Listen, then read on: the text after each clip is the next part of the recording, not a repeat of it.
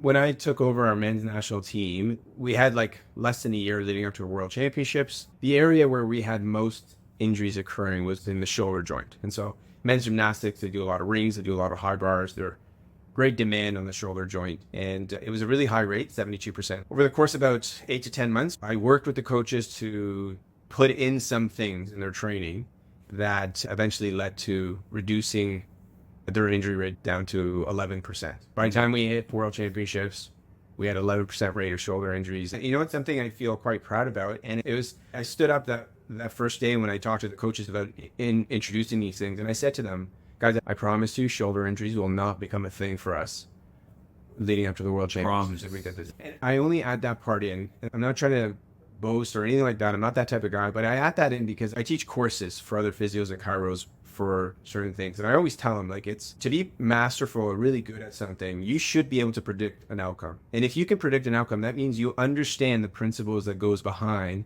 why this thing happened in the first place and how you rectify it. And so that's why that day I intentionally put myself in a position to say, yeah, I'm promising you this, guys, because I understood the principles that was behind why the injuries were happening and what needed to happen to reduce those injuries. We get caught up in so many fads, we get caught up in so many gadgets, and we get caught up in so many fancy terms and stuff. And it's not that complicated. It's very simple, and you just have to understand basic principles to movement.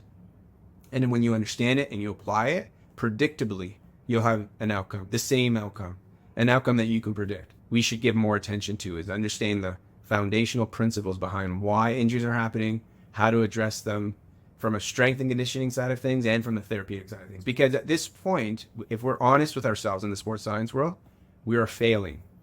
And we ought to be honest with ourselves. If injury rates have gone up, even with all our advancements, we're not doing a good job. Any other profession, you'd be fired. So we need to be honest with ourselves, and we need to then stop, get our heads a little bit out of the clouds of all the technology and all the new fad stuff, and just come back to the basic principles of movement and start to apply that specific for each particular athlete in each particular sport.